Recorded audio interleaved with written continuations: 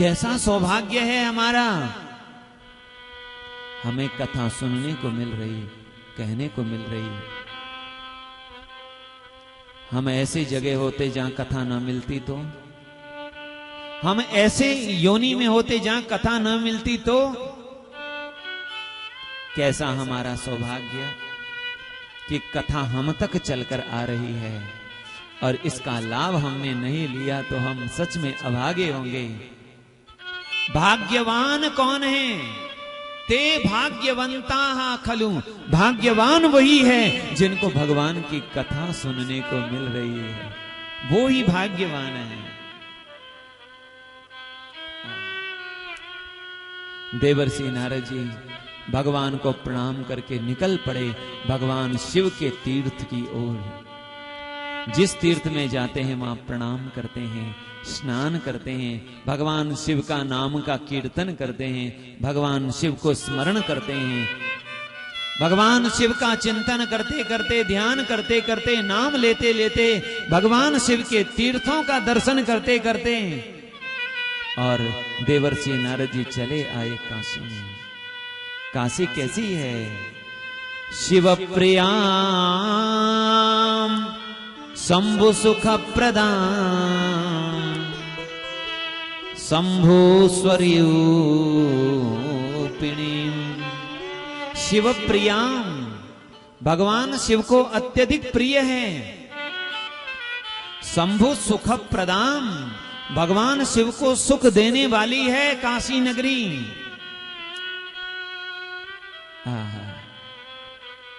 इसलिए हमारे देश के प्रधानमंत्री जी ने काशी को चुना, और काशी में, बनारस में जाकर अब जो विश्वनाथ जी के दर्शन करने का सुख है, आनंद है, क्या कहें।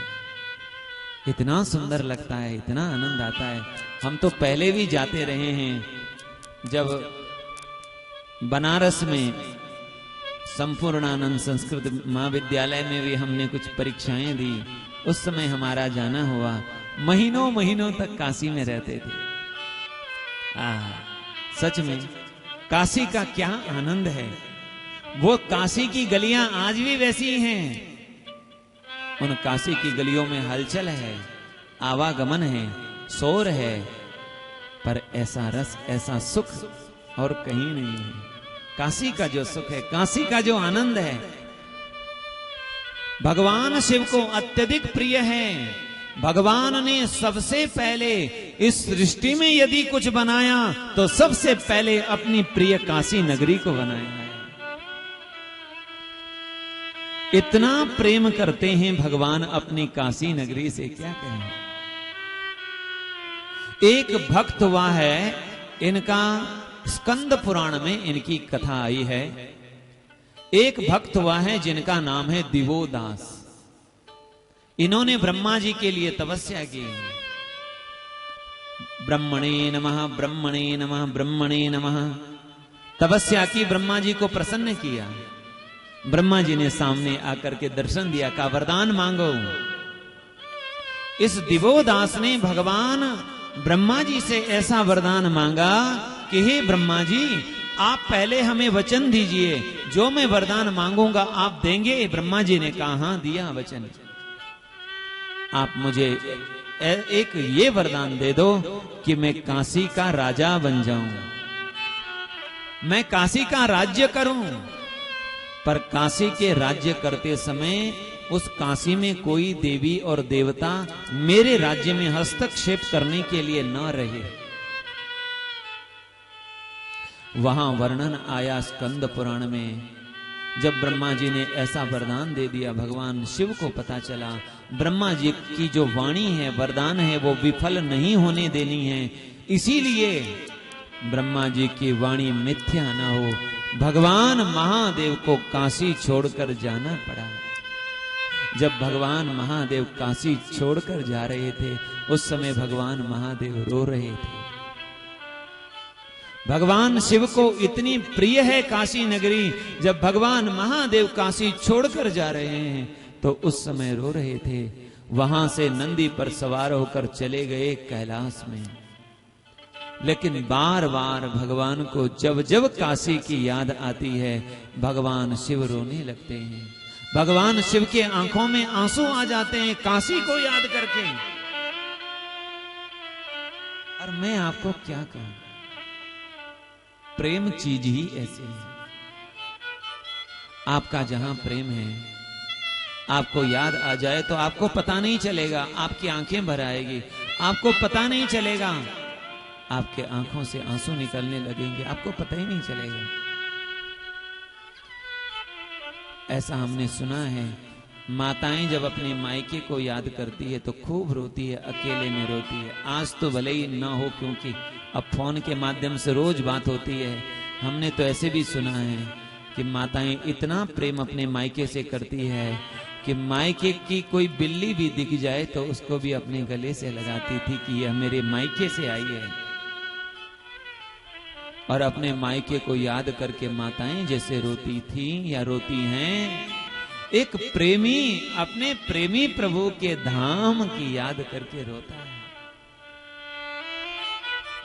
ऐसा हमने अनुभव किया।